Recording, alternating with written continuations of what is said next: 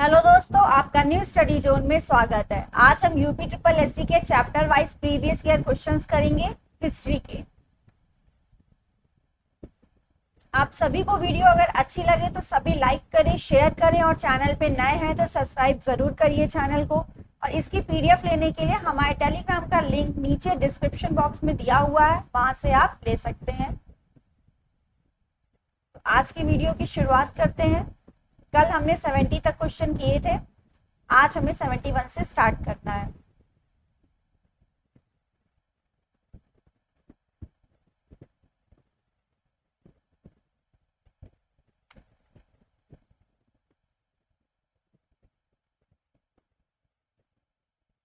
आज का पहला क्वेश्चन है आपका, भारतीय इतिहास में धनवंतरी कौन थे? ए ऑप्शन है चंद्रगुप्त मौर्य के प्रसिद्ध सेनापति, बी ऑप्शन है चंद्रगुप्त विक्रमादित्य की सभा को सुशोभित करने वाले प्रसिद्ध चिकित्सक, ऑप्शन सी हर्ष के समय के एक प्रसिद्ध नाटककार, या इनमें से कोई नहीं। तो यहाँ पर धनवंतरी जो है आपका ऑप्शन नंबर बी राइट होगा। चंद्रगुप्त विक्रमादित्य की सभा को सुशोभित करने वाले प्रसिद्ध चिकित्सक थे आपके धनवंतरी। तो ऑप्शन आपका बी राइट है। नेक्स्ट क्वेश्चन,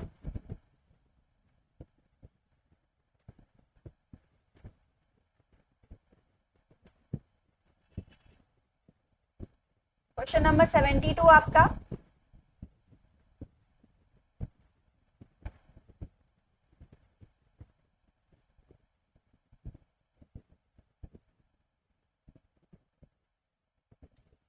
विक्रम संवत प्रारंभ हुआ 57 ईसा पूर्व, 78 ईसा पूर्व, 57 ईसा ईस्वी, 78 ईस्वी।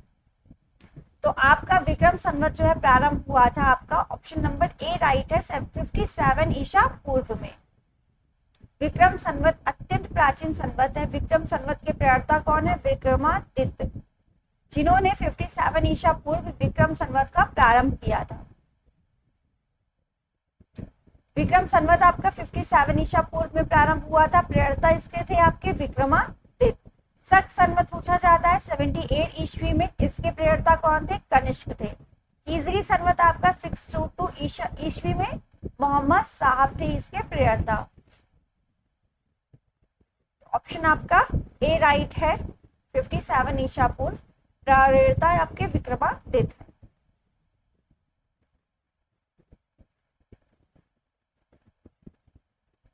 73 क्वेश्चन, खगोलविद बारामेय और कवि कालिदास किसके दरबार का हिस्सा थे? विक्रमादित्य, बिंबसार, बिंदुसार, पृथ्वीराज चौहान। तो बारामिहिर और कवि कालिदास किसके दरबार का हिस्सा थे? विक्रमादित्य के। ऑप्शन ए आपका राइट है। बारामिहिर और कवि कालिदास चंद्रगुप्त द्वितीय के शासनकाल के प्रमुख कवि थे। चंद्रगुप्त द्वितीय का शासनकाल आपका 375 से 415 ईस्वी तक था। नेक्स्ट क्वेश्चन,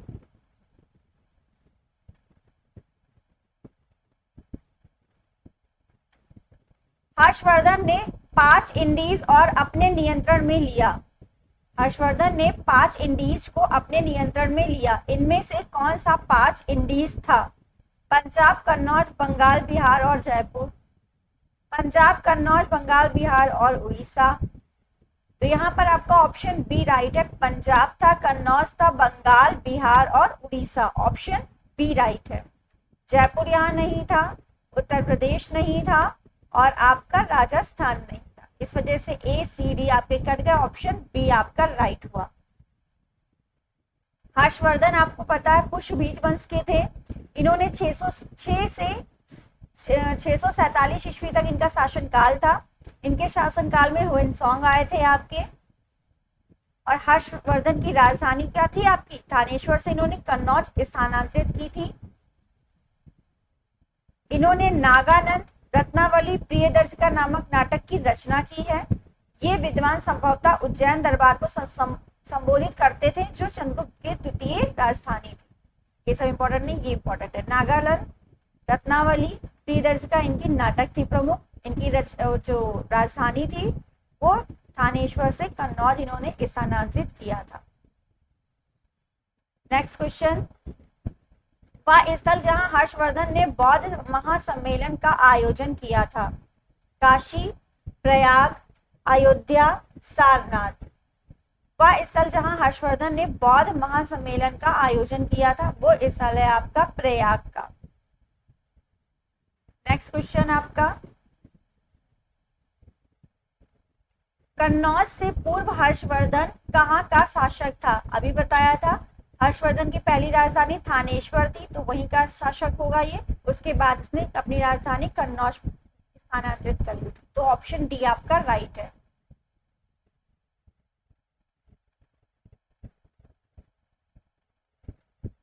क्वेश्चन नंबर 77 आपका है, गुप्त काल की प्रसिद्ध महिला शासक कौन थी? कुबेर नागा, प्रभावती गुप्ता, राजश्री, कुमार देवी।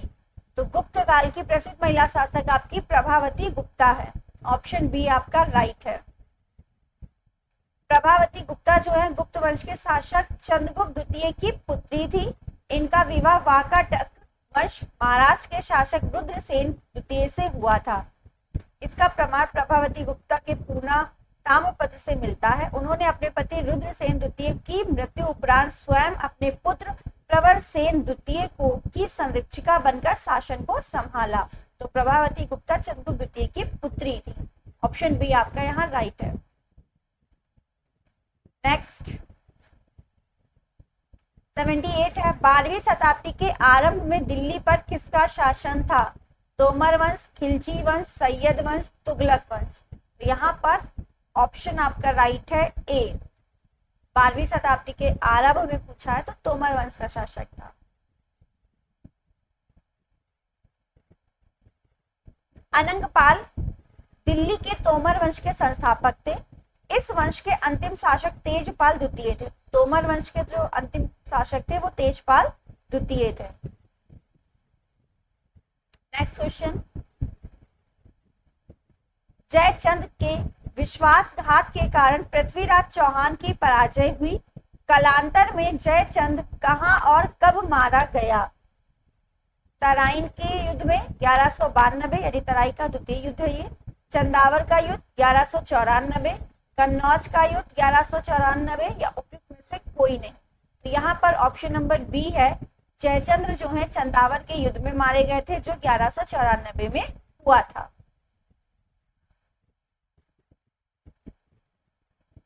नेक्स्ट, निम्न में से कौन से वंश ने भारत के दक्षिण भाग पर शासन नहीं किया है? चेर, पांड्य, राजपूत, चोल वंश। तो भारत के दक्षिण भाग पर शासन किसने नहीं किया है? राजपूत वंश ने नहीं किया है।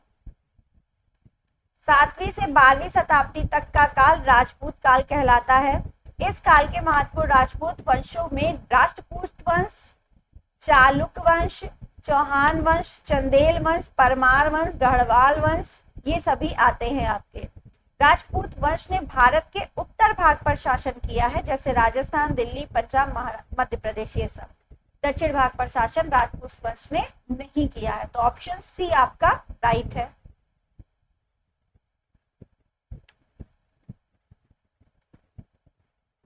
नेक्स्ट क्वेश्चन आपका 81, पाल वंश शुरू हो चुका है। पाल साम्राज्य भारत के किस हिस्से से संबंधित है? पश्चिमी, पूर्वी, दक्षिणी, उत्तरी। तो पाल साम्राज्य जो है पूर्वी हिस्से से संबंधित है भारत के, ऑप्शन नंबर बी हमारा राइट है। पाल साम्राज्य मध्यकालीन भारत का एक महत्वपूर्ण राजवंश था जो 750 से 1174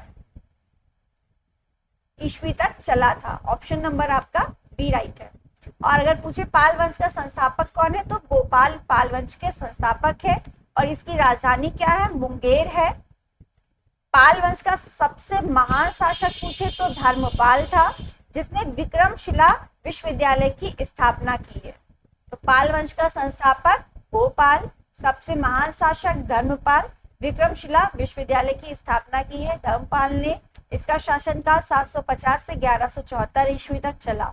पाल वंश साम्राज्य भारत के पूर्वी हिस्से से संबंधित है, ऑप्शन बी राइट है। नेक्स्ट 82, पाल वंश का पहला शासक कौन था? देवपाल, रामपाल, गोपाल, महिपाल। तो अभी बताया गोपाल पहला शासक था।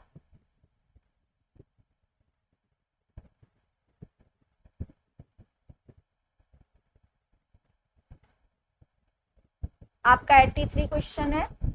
दक्षिण भारत राजवंश चोल, चालुक, पल्लव और संगम वंश जो है शुरू हो चुका। आपका 83 नंबर क्वेश्चन।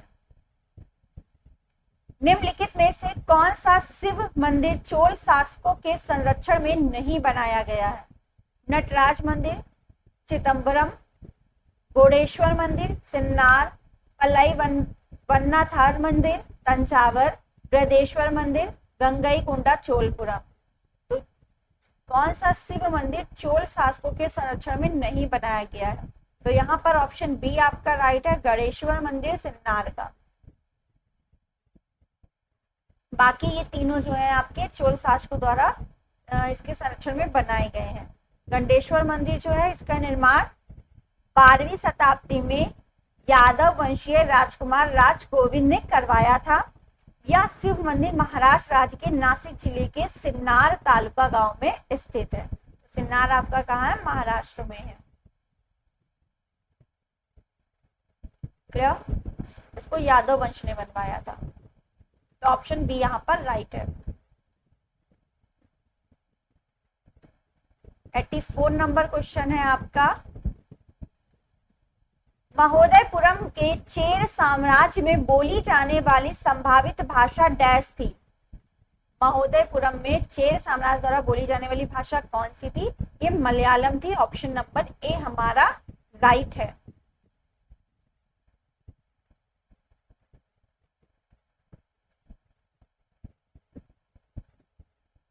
बोली जाने वाली भाषा आपकी बताया मैंने मलयालम है।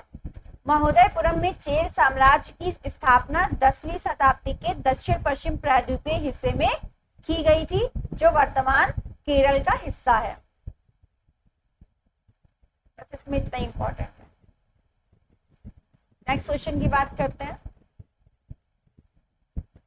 सिंचाई के लिए 16 मील लंबी चोल झील का निर्माण इनमें से किस चोल शासक ने करवाया था? चोल झील का निर्माण किसने करवाया था ये आपको बताना है, जो कि 16 मील लंबी है। अधिराज, राजेंद्र प्रथम, राजराज प्रथम, इनमें से कोई नहीं। तो ऑप्शन बी आपका राइट है, राजेंद्र प्रथम ने चोल झील का निर्माण करवाया था।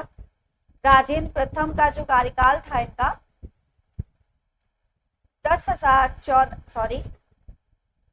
1014 से 1044 ईस्वी तक था इनका।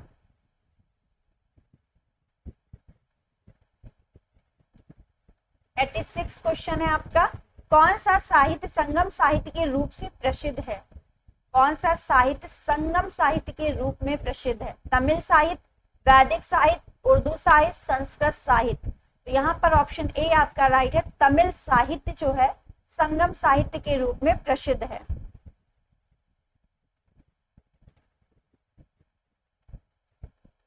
नेक्स्ट क्वेश्चन है आपका।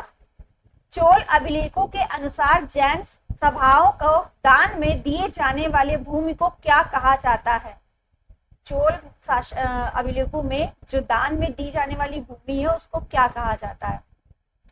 वेल्लान वगई, सालाभो, पल्लिच्छादम, ब्रह्मदेव।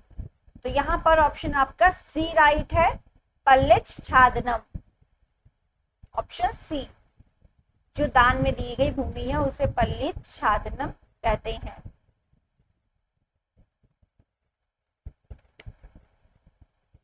ब्रह्मदेव किसे कहते हैं? ब्राह्मणों को उपहार में दी गई भूमि को ब्रह्मदेव बोलते हैं। सालाभोग किसी विद्यालय के रख रखाव के लिए भूमि जो होती है उसे सालाभोग कहते हैं। पल्लिच्छादनम बता दिया, जैन स्थानों को दान दी गई भूमि है।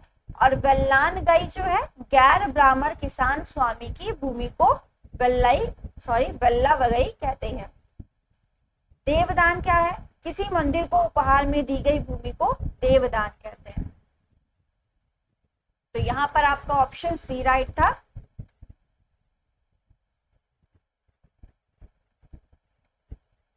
सेवन हो गया है। 88 नंबर क्वेश्चन। प्राचीन साहित्य एवं साहित्यकार से हैं ये रिलेटेड क्वेश्चन आपके।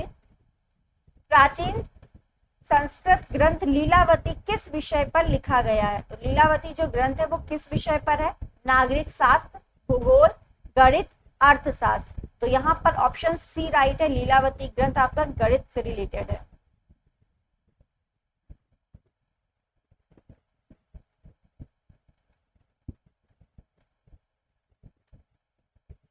मालवी काग्नि मित्रम पुस्तक किसने लिखी है? भारवी, दांडी, हास, कालिदास ने। तो यहाँ पर ऑप्शन डी आपका राइट है, कालिदास ने लिखा है। दश कुमार चरित्रम दांडी ने लिखा है। स्वप्नवास दत्ता महाकवि भास ने लिखा है। किराता अर्जुन नियम जो है भारवी ने लिखा है।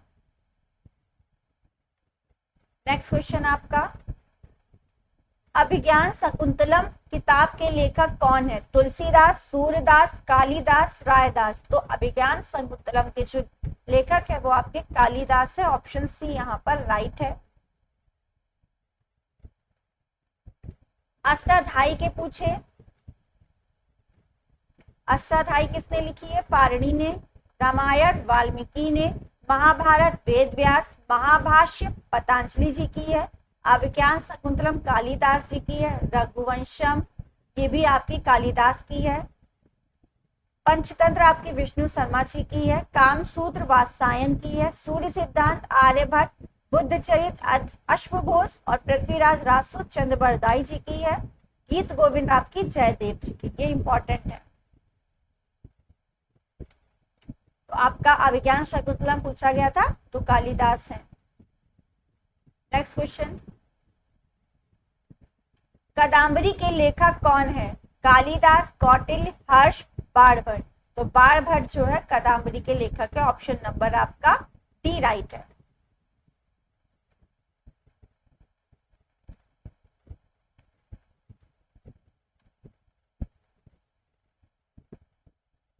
नेक्स्ट क्वेश्चन 92, विशाखा दत्त द्वारा लिखित मुद्रा राक्षस कौन सी भाषा में लिखा गया है? तमिल, पाली, संस्कृत, हिंदी। तो मुद्रा राक्षस जो है आपकी किस भाषा में लिखी गई है? वो संस्कृत भाषा में लिखी गई है। यहाँ पर ऑप्शन सी आपका राइट है।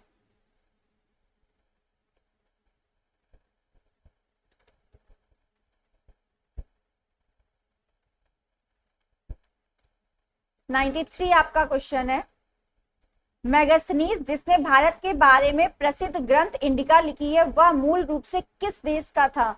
मैगस्थनीज आपको बताना किस देश का निवासी था? पुर्तगाल, ग्रीस, मिस्र, तुर्की।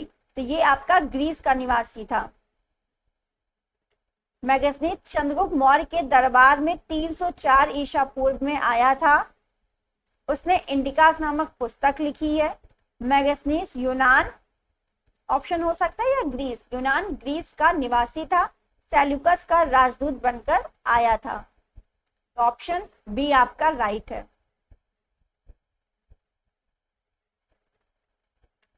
नेक्स्ट क्वेश्चन है आपका 94, प्रसिद्ध विरूपाक्ष मंदिर कहाँ स्थित है? हैलेबीडु, पापनासम, बादामी, हम्पी। तो विरूपाक्ष मंदिर जो है आपका हम्पी में स्थित है। ऑप्शन नंबर डी राइट है। और हम्पी कहाँ? कर्नाटक में। विरूपाक्ष मंदिर कर्नाटक राज्य के हम्पी में तुंगभद्रा नदी के किनारे स्थित है। इसे यूनेस्को की विश्व धरोहर सूची में शामिल किया गया है। यह प्राचीन मंदिर भगवान शिव के रूप में एक विरूपाक्ष को समर्पित है। यह मंदिर विक्रमादित्य द्वितीय की रानी लोका महादेवी द्वारा बनाया गया था। तो ये आपका विरूपाक्ष मंदिर हम्पी में है, यूनेस्को की विश्व धरोहर सूची में शामिल है, तुंगभद्रा नदी के किनारे है। ऑप्शन डी राइट है।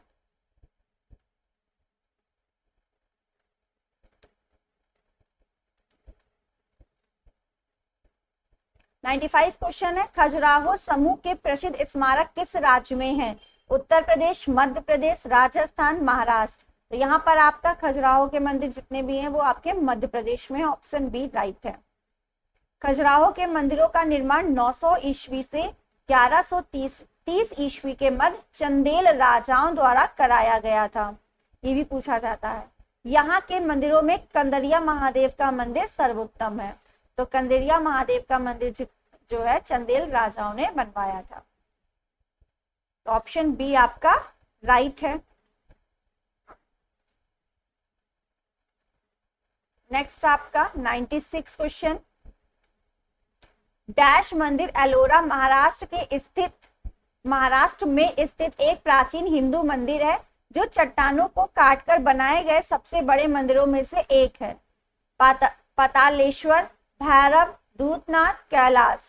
कौन सा यहाँ पर होगा ऑप्शन राइट? ऑप्शन डी आपका राइट है। कैलाश मंदिर जो है एलोरा महाराष्ट्र में स्थित एक प्राचीन हिंदू मंदिर है जो चट्टानों को काटकर बनाया गया है। नेक्स्ट क्वेश्चन आपका,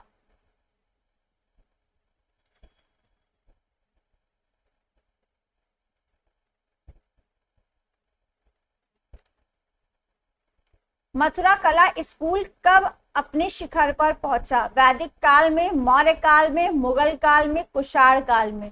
तो मथुरा कला जो है आपका कब जो है अपने शिखर पर पहुंचा? ये मौर्य काल में शिखर पर पहुंचा था, सॉरी कुषाण काल में।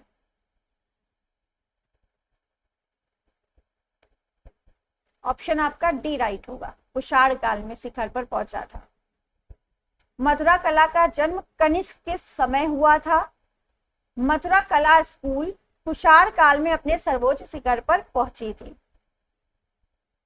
नेक्स्ट क्वेश्चन आपका 98,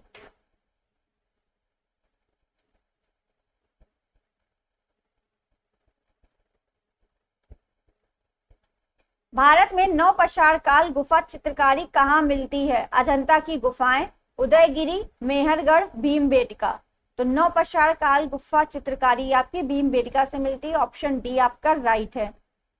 भारत में नवपाषाण 7000 ईसा पूर्व गुफा चित्रकारी मध्य प्रदेश के रायसेन जिले के भीमबेटका से मिलती है। तो भीमबेटका आपका एमपी में है।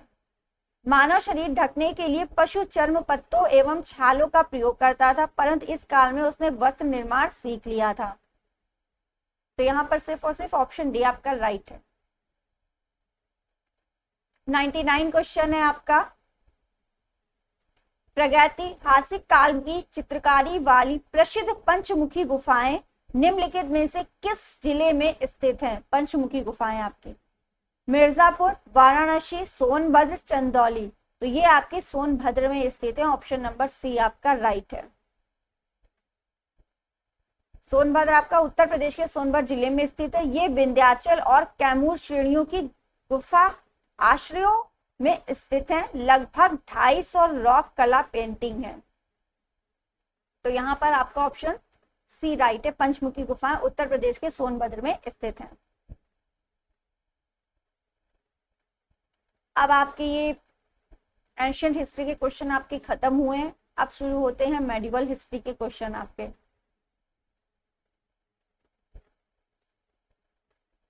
अरब एवं तुर्की आक्रमण।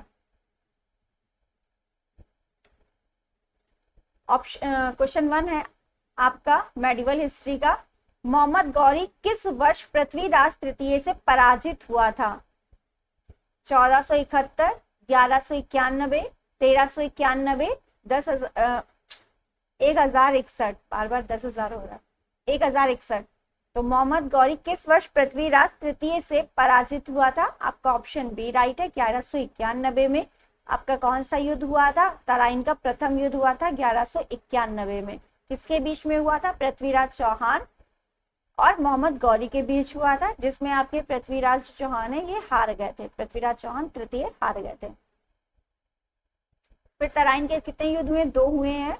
आपका 1192 में एक दूसरा हुआ था मोहम्मद गौरी और इन्हीं दोनों के बीच में। तब आपके मोहम्मद गौरी हार गए थे द्वितीय युद्ध में। प्रथम में मोहम्मद गौरी जीते थे। तो ऑप्शन बी आपका राइट है, 1191 में।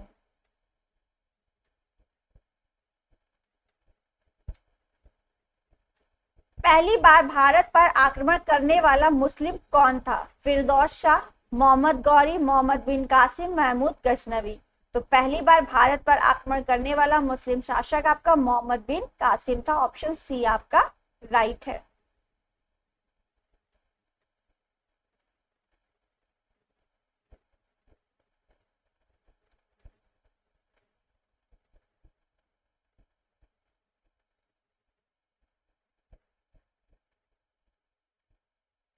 भारत में प्रथम मुस्लिम आक्रमणकारी मोहम्मद बिन कासिम था। 711 ईस्वी में ओबेदुल्ला और बुदैल के नेतृत्व में सिंध के क्षेत्र पर अरबों का पहला असफल आक्रमण हुआ। अरबों ने 712 ईस्वी में 17 वर्षीय मोहम्मद बिन कासिम के नेतृत्व में दाहिर को परास्त कर सिंध पर विजय पाई। भारत पर अरब आक्रमण के साक्ष्य चचनामा और मीर मोहम्मद मासूक की पुस्तक तरीखे सिंध या मसूमे सिंध से प्राप्त होती है। तो ये भी पूछा जा सकता है, तरीके सिंध या मसूमे सिंध पुस्तक जो है वो किसकी है? आपकी मीर मोहम्मद मासूम की। नेक्स्ट क्वेश्चन,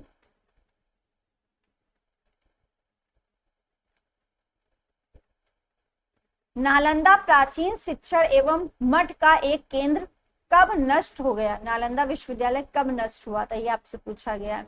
तो ऑप्शन सी आपका राइट है, 1200 ईस्वी में आपका नालंदा विश्वविद्यालय नष्ट हो गया था। नालंदा विश्वविद्यालय कहाँ है? बिहार में स्थित महत्वपूर्ण बौद्ध शिक्षा का केंद्र था। नालंदा प्राचीन शिक्षण एवं मठ का एक केंद्र 1200 ईस्वी में नष्ट हुआ। इसको 1197 ईस्वी में ऐबक के एक सेनापति बख्तियार खिलजी ने नष्ट किया था। इसे नष्ट किसने किया था? बख्तियार खिलजी ने किया था। तो ऑप्शन आपका सी राइट है यहाँ पर।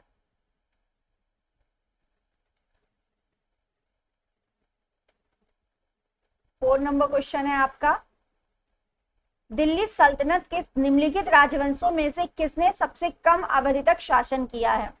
दिल्ली सल्तनत के जो वंश है सबसे कम अवधि तक कौन रहा है? खिलजी वंश, लोधी वंश, सैयद वंश, तुगलक वंश। तो यहाँ पर ऑप्शन ए आपका राइट है, खिलजी वंश। खिलजी वंश दिल्ली की सत्ता पर 1290 से 1320 ईस्वी तक इसका शासनकाल रहा था। जलाउद्दीन फिरोज खिलजी जो है खिलजी वंश के संस्थापक थे। दिल्ली के खिलजी सुल्तानों में अलाउद्दीन खिलजी 1296 से 1316 ईस्वी सबसे प्रसिद्ध और योग्य शासक था। तो इसका शासनकाल पूछा जा सकता है। अलाउद्दीन खिलजी का शासनकाल 1296 से 1316 ईस्वी तक था। इसने सिकंदर ए सानी की उपाधि धारण की थी। तो और अलाउद्दीन खिलजी को सिकंदर ए सानी की उपाधि धारण मतलब मिली थी। फिफ्थ क्वेश्चन है आपका, निम्नलिखित में से दिल्ली का पहला सुल्तान कौन था? मोहम्मद गजनी, कुतुबुद्दीन ऐबक, अलाउद्दीन खिलजी, आराम शाह। तो दिल्ली का पहला सुल्तान आपका कुतुबुद्दीन ऐबक था। इसने ही गुलाम वंश की स्थापना की थी। कुतुबुद्दीन ऐबक कब की थी? 1206 ईस्वी में गुलाम वंश की नींव रखी थी। ऐबक का साम्राज्य पूरे उत्तर भारत में फैला था। इसने लाहौर को अपनी राजधानी बनाया और कुतुब मीनार की नींव रखी। तो कुतुब मीनार किसने बनवाया था? नींव किसने रखी थी ये पूछा जाएगा। तो कुतुबुद्दीन ऐबक ने बनवाया था। और राजधानी इसकी क्या थी? लाहौर थी। बाद में इसने चेंज भी की थी। सिक्स्थ क्वेश्चन है आपका, कुतुबुद्दीन ऐबक किस राजवंश का संस्थापक है? तो गुलाम वंश का है। इसे लाख वर्ष भी कहा जाता है। तो लाख वर्ष किसकी उपाधि है? आपकी कुतुबुद्दीन ऐबक की है। कुतुबुद्दीन ऐबक ने अपनी राजधानी लाहौर बनाई थी। कुतुब मीनार की नींव भी डाली थी इसने। दिल्ली की कुव्वत उल इस्लाम मस्जिद और अजमेर का अढ़ाई दिन का झोपड़ा नामक मस्जिद का निर्माण भी कुतुबुद्दीन ऐबक ने ही करवाया था। तो ऑप्शन सी आपका राइट है। लौ और रक्त की नीति किसने अपनाई? बलबन ने। लौ और रक्त की नीति आपकी बलबन ने अपनाई थी।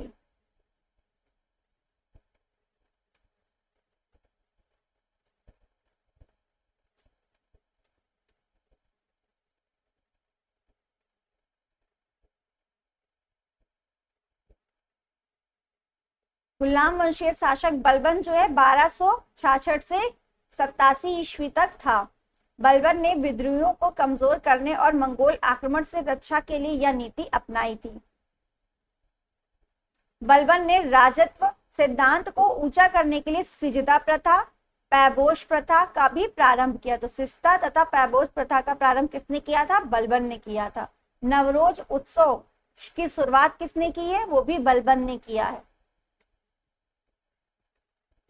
8 नंबर क्वेश्चन है आपका, किसके शासनकाल में इब्न बतूता भारत आया था? इल्तुतमिश, मोहम्मद बिन तुगलक, इब्राहिम लोदी, अकबर। तो इब्न बत्ता जो है आपके मोहम्मद बिन तुगलक के शासनकाल में आया था। कब आया था? 1333 ईस्वी में आया था। कहां से आया था? मोरक्को, अफ्रीका का निवासी था ये। इसका मूल नाम शेख फतेह अबू अब्दुल्ला या अब्दुल्ला मोहम्मद बिन बदुत्ता था। मोहम्मद बिन तुगलक ने उसे दिल्ली का काजी नियुक्त किया। 1342 ईस्वी में मोहम्मद बिन तुगलक अपना राजदूत बनाकर चीन भेजा था। इसने अपना यात्रा वृतांत को रहला नामक ग्रंथ पर लिखा है। तो रहला किसकी पुस्तक है पूछा जाता है? मोहम्मद इब्न बत्ता की है। क्लियर? ऑप्शन बी राइट है।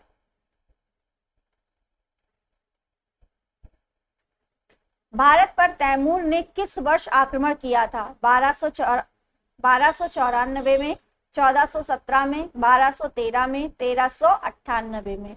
तो भारत पर तैमूर ने किस वर्ष आक्रमण किया? 1398 ईस्वी में तैमूर ने आक्रमण किया था। तुगलक वंश के अंतिम शासक नसीरुद्दीन मोहम्मद 1394 से 1412 ईस्वी तक इनका शासनकाल था। इन्होंने 1398 ईस्वी में समरकंद के शासक तैमूर ने भारत पर आक्रमण किया था। कहां के शासक थे? समरकंद के थे।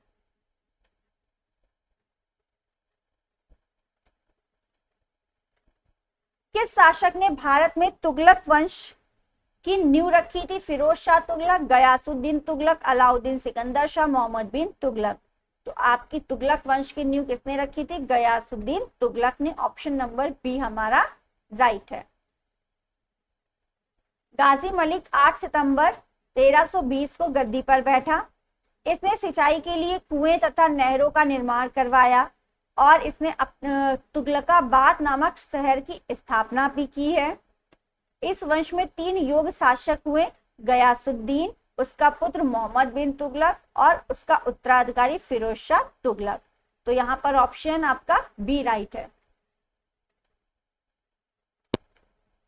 नेक्स्ट क्वेश्चन, दिल्ली में अलाउद्दीन खिलजी के शासनकाल की अवधि क्या है? अभी बताया था अलाउद्दीन खिलजी का शासनकाल 1296 से 1316, 1286 से 1316, 1303 से 1334, 1410 से 1437। तो यहाँ पर आपका ऑप्शन ए राइट है। 1296 से 1316 तक अलाउद्दीन खिलजी का शासनकाल था।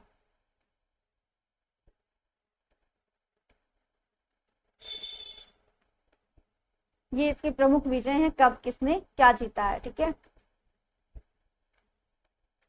गुजरात विजय पूछा जाता है तो 1299 से 1300 ईस्वी तक। रणथंबोर विजय 1301 में ईस्वी में किया। चित्तौड़ आक्रमण 1303 का था। मालवा आपका 1305 ईस्वी में। सेवान 1308, जल्लौर आपका 1311 ईस्वी में इसने ये सारी विजय प्राप्त की है।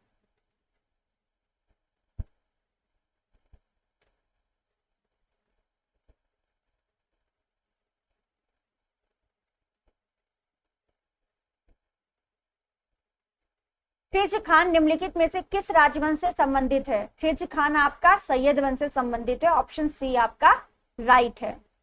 सैयद वंश का जो संस्थापक है वो कौन है? खिर्ज खान है। सैयद वंश 1414 से 1491 ईस्वी तक चला था। तो इस खिर्ज खान का जो शासन था वो था आपका 1414 से 1451 तक। इसने आक्रमणकारी तैमूर को सहयोग प्रदान किया। बदले में तैमूर ने इसे लाहौर, मुल्तान और दीपालपुर की सूबेदारी सौंपी। ये सब इंपॉर्टेंट नहीं है। खिर्ज खान ने सुल्तान की उपाधि धारण नहीं की, बल्कि वह रैयत-ए-आला की उपाधि से ही संतुष्ट रहा। तो रैयत-ए-आला जो है किसकी उपाधि है? खिर्ज खान की है। खिर्ज खान सैयद वंश का संस्थापक है। 1414 से 1451 तक इसका शासनकाल रहा। तो ऑप्शन सी आपका राइट है। नेक्स्ट है आपका और लास्ट क्वेश्चन है आज का, भारत में सिकंदर लोदी का शासनकाल कब से कब तक था? सिकंदर लोदी का आपको शासनकाल बताना है।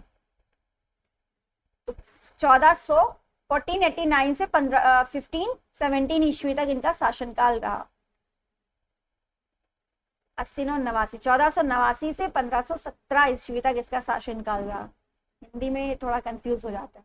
तो सिकंदर लोदी बहलोल लोदी का पुत्र एवं उत्तराधिकारी था। इसका मूल नाम निजाम खान था और यह 16 जुलाई 1889 को सुल्तान सिकंदर शाह की उपाधि के साथ दिल्ली के सिंहासन पर बैठा। सिकंदर लोदी ने आगरा नगर की स्थापना की।